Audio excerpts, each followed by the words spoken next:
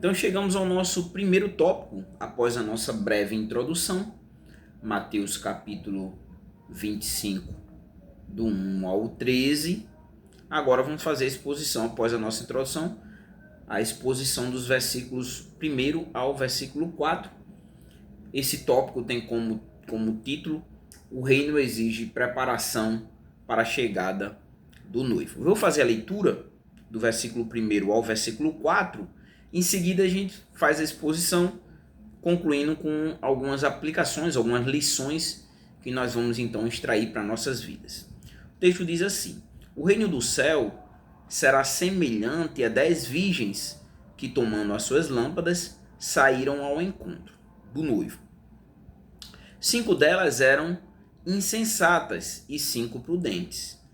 Ao pegarem as lâmpadas, as insensatas não levaram azeite. As prudentes, porém, levaram azeite em suas vasilhas juntamente com as lâmpadas. Então vamos à exposição. O verso primeiro aqui nós vamos ver que as 10, não somente as 5, as 10 virgens, elas aguardavam o noivo, né? E o texto ele começa logo dizendo que o reino do céu será semelhante, né? O reino do céu será semelhante a 10 virgens, né? Então, o reino do céu aqui se refere de uma forma direta à realidade do governo de Deus. O ápice dessa realidade, o ápice do governo de Deus, então, né, existe um progresso desse governo de Deus desde o jardim do Éden até a morte de Cristo na cruz, e ainda tem um ápice a acontecer, né, que será então a volta de Cristo. E quando ele faz referência aqui, o reino do céu será semelhante a 10 virgens, né? As virgens aqui, elas representam pessoas que aguardam então a chegada do noivo, e o texto diz que elas que tomando as suas lâmpadas, né? Por isso que o tópico tem como esse tema: o reino dos céus exige preparação para a chegada do noivo, né? E você vai ver que todas aguardavam, as prudentes e as insensatas, a partir do seguinte, que o texto diz que tomando as suas lâmpadas. Então todas tinham lâmpadas, né? Indica aqui que todas então estavam preparadas, mas observe, todas estavam preparadas para participar da procissão nupcial. Todas elas estavam, tanto as prudentes quanto as insensatas, estavam preparadas para participar dessa procissão, da procissão nupcial. E o texto diz assim, o versículo 1, ele finaliza da seguinte forma: o texto diz: saíram ao encontro do noivo. O noivo aqui representa Jesus Cristo, né? O noivo é Cristo. Então nós temos os personagens, as virgens, né? E também o noivo, 2 personagens. O texto diz assim, o versículo 2. Vamos para o verso 2. O verso 2, nós vamos então ver que tinham 2 tipos de pessoas.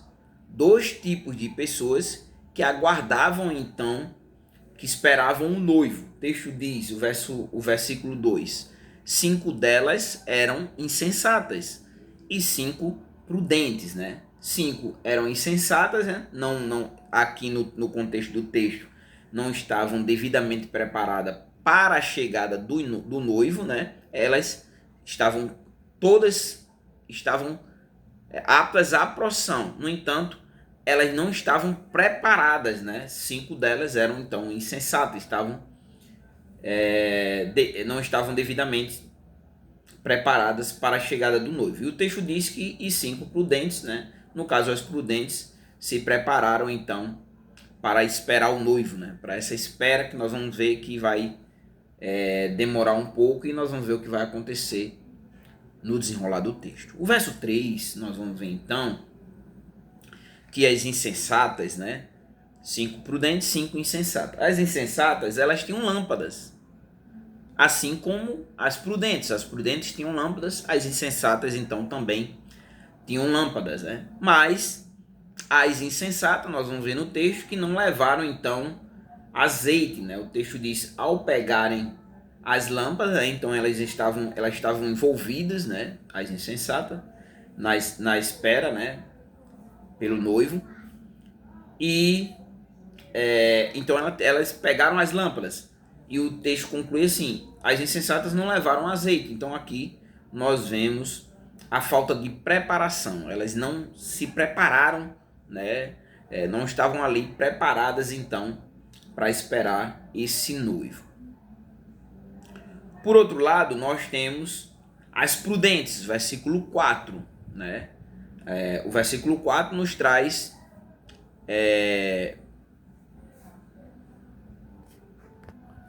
no entanto, o verso 4, se você observar aí, nós vemos que as prudentes elas se prepararam então para a demora do noivo, né? Se o noivo demorasse, como no caso do texto da parábola, o noivo demora, então elas estavam preparadas até mesmo para essa demora, né? O verso 4 você vai ver que começa assim, as prudentes, então aqui as prudentes porque elas agiram então com sabedoria, se preparando, né? Diz assim, porém, que é o contraste, o texto vai dialogar entre o contraste, né? As insensatas não levaram azeite, né? E aí o texto diz assim, as prudentes, porém, né? As prudentes nós vamos ver que elas agiram com sabedoria, né? Porém, fazendo esse contraste, levaram azeite em suas vasilhas, né? Então estavam preparadas caso o noivo, né? O cortejo, caso o noivo demorasse, elas estavam então preparadas, né? E aí o texto conclui juntamente com as lâmpadas. Então elas possuíam lâmpadas também, como as insensatas, mas estavam preparadas, né? Então nós vemos que todas elas tinham lâmpadas, mas preparada para a espera do cortejo da chegada do noivo, as prudentes, as insensatas já não estavam preparadas como nós vamos ver no decorrer do texto. Até aqui, né? Então nós vimos então que o reino do céu, ele exige então uma preparação para a chegada do noivo. Primeiro tópico. O que isso tem a ver comigo e com você? Como é que nós podemos então, que lições nós podemos extrair desse primeiro tópico para nossas vidas, né? Que possam dialogar com nossas vidas, que nós possamos então aplicar o nosso cotidiano, a nossa vida cristã, né? O que nós podemos extrair e aplicar nossas vidas como cristãos, né? Que devemos estar então esperando a volta de Jesus Cristo, como nós vimos na introdução. A primeira lição aqui que nós vamos extrair é que não basta esperar por Cristo, que nós vemos que é todas as duas, tanto as 5, né, insensata como as prudentes, elas esperavam pelo noivo, né? Mas não basta, não é suficiente esperar, mas é necessário então estar preparados, né, para encontrar com o noivo. Devemos estar preparados então para esse encontro com Jesus. Todos nós devemos então, não é só esperar, mas também estar preparado. Jesus, se você for observar, se nós voltarmos um pouquinho mais precisamente ao capítulo 24, estamos no capítulo 25, mas se voltarmos um pouquinho ao capítulo 24, você vai observar que ele traz, então, Jesus ele nos conclama ao dever de vigiar, versículo 42 ao 44. E aqui, o verso 44, nós vamos ver que Cristo exige preparação para a sua volta. O versículo 44 diz assim, por isso, ficai também preparados. Observe, ficai também preparados, pois o Filho do Homem virá numa hora em que não esperais. E o que nós devemos fazer? Então, estar preparados, né? Essa é a nossa primeira aplicação. Não basta esperar por Cristo, é necessário que nós estejamos, então, preparados. Jesus, né, ainda em Lucas, no capítulo 12, mais precisamente, o versículo 40, nós vamos ver que a volta de Cristo, ela exige que nós estejamos preparados. Nós vamos ainda, a aplicação final vai ser no verso 13, né? Mas nós devemos também estar vigilante. Então, a volta de Cristo, ela exige que nós estejamos vigilantes, né? O versículo 40 de Lucas capítulo 12 diz o seguinte: estais vós também preparados, pois o Filho do Homem virá numa hora em que não o esperais. Então veja, nós devemos estar preparados. Por quê? Porque o Filho do Homem virá numa hora em que não o esperais, né? Então, não basta esperar por Cristo, é necessário estar preparados. A segunda aplicação que eu quero aqui extrair para nossas vidas, né, é uma aplicação onde, de certa forma, ela é interior. Por que interior? Porque a aparência exterior, o que as pessoas aparentam ser, é um ponto, né? O que as pessoas aparentam ser, né, não substitui a preparação espiritual interior, né? Então, o que elas aparentam ser, né, não tem significado se não houver uma preparação interior, não somente exterior, mas interior. Se exterior parece uma coisa, né, todas elas tinham lâmpadas, mas partindo dessa aplicação, mas o interior, vamos dizer, né, não tem azeite, né, não tem azeite suficiente. Tem o exterior, as lâmpadas, mas não tem o interior, né, que é o azeite, aqui partindo dessa compreensão. Jesus, em Mateus, precisamente no capítulo 7 e o versículo 21, nós vamos ver que a profissão de fé, né, professar, eu creio em Jesus, eu sou cristão, né? No entanto, sem obediência não é suficiente. Parecer não é ser. Daí a nossa aplicação, a aparência exterior não substitui a preparação espiritual. Então, parecer não é ser, né? Então, a profissão de fé sem obediência não é suficiente. Em Mateus, no capítulo 7, versículo 21, diz assim: nem todo que me diz Senhor, Senhor, entrará no reino dos céus. Nem todos, então, entrarão no reino dos céus, né? E no desenrolar do texto você vai ver até que existe aquela colocação: eu fiz isso, eu fiz aquilo, eu fiz isso, eu fiz aquilo. E a conclusão: apartai-vos, porque vocês praticam iniquidade, né? Vocês parecem, mas vocês não são. Então há um cuidado que nós devemos ter em não sermos somente superficiais, mas em vivermos, né, verdadeiramente um evangelho real na nossa vida prática. Parecer e ser. Parecer, né, preparação exterior, e ser preparação, então, interior.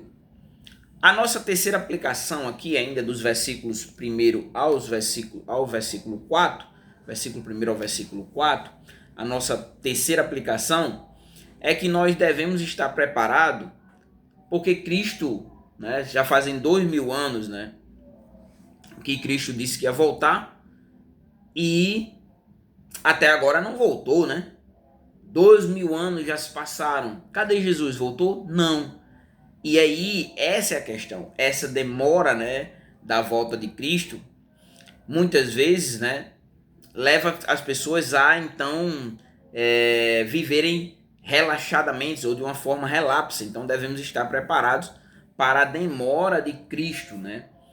O autor aos Hebreus, mais precisamente, se você tiver uma Bíblia e for até lá, ao capítulo 10 e os versículos 36 e os versículos 37, você vai ver que essa espera, né, pela volta de Jesus, né, ela vai exigir que você persevere, que é o que muitas vezes acontece. As pessoas, elas começam bem, com entusiasmo, começam na igreja, né, firmes e participam de tudo, quando vai passando o tempo, né, deixam de perseverar, a fé já não é a mesma, né, começam a andar mais devagar, começam a muitas vezes voltar a fazer coisas que faziam antes, né, e aí vai indo, frequentam e se tornam o que tem acontecido muito nos dias atuais,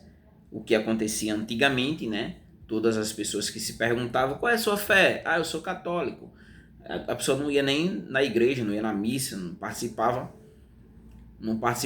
ali do cotidiano da igreja católica, mas eu sou católico, eu nasci católico, meu pai é católico e tal. E hoje, do mesmo jeito, né? Os cristãos evangélicos, eles estão seguindo o mesmo caminho, não vão à igreja, mas eu sou evangélico, né? Eu sou cristão, mas são evangélicos nominais. Então, essa espera, ela exige que você persevere, que você não ande para trás, né?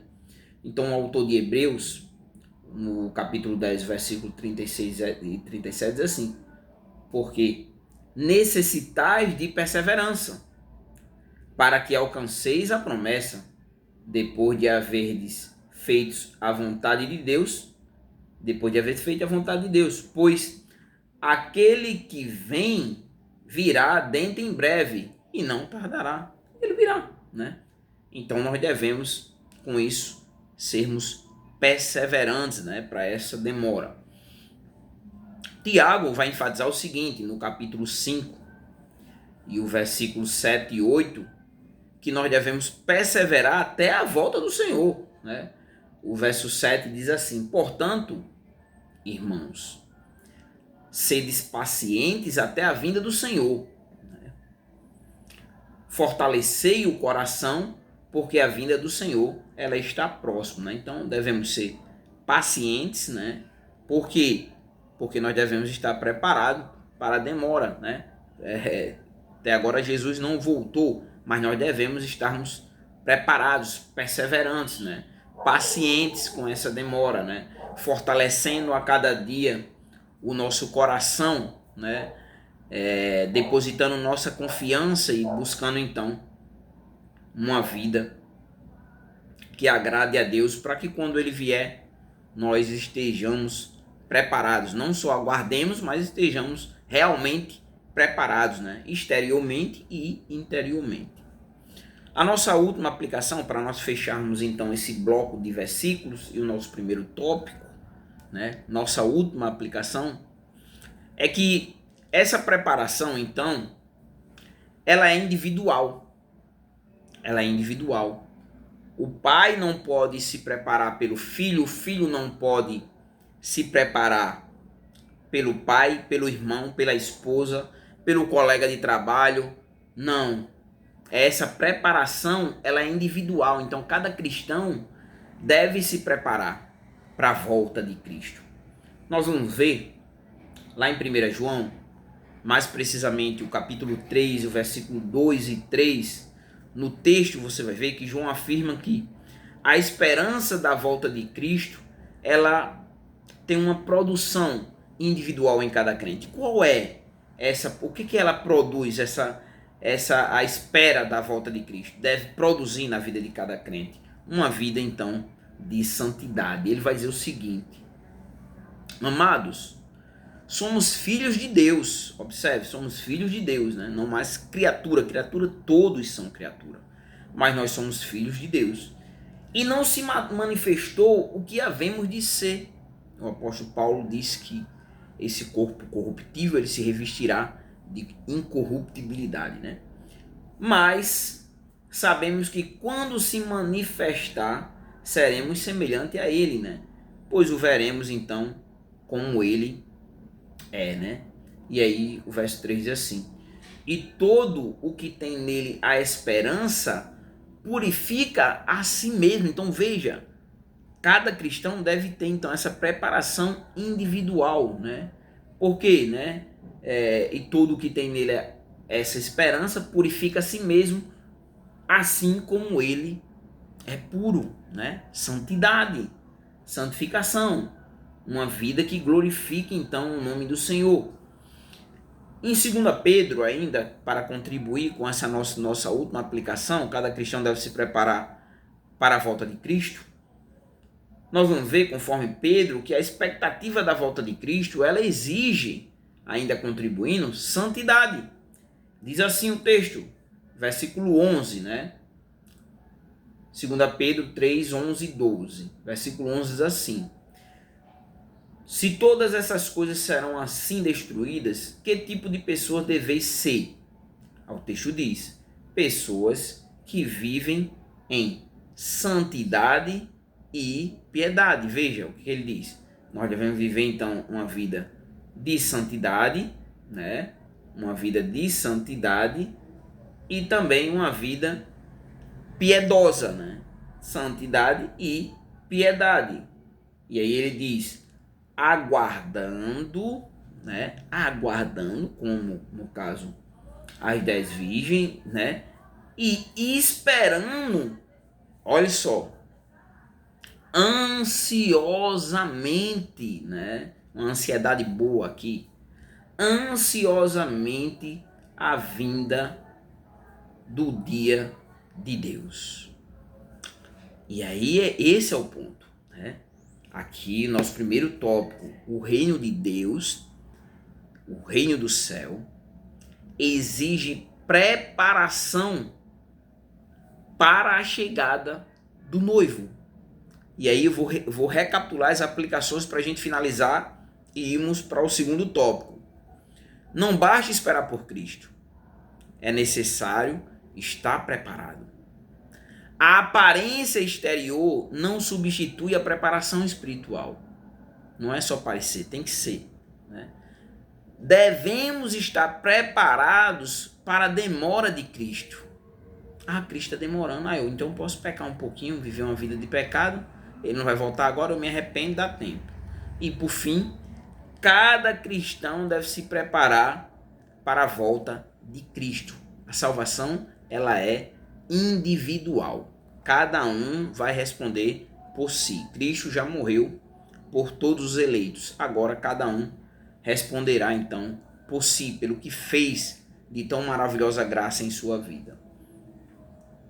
No segundo tópico, nós vamos agora ao nosso segundo tópico. Após a exposição e aplicação do nosso primeiro tópico, vamos ao segundo tópico.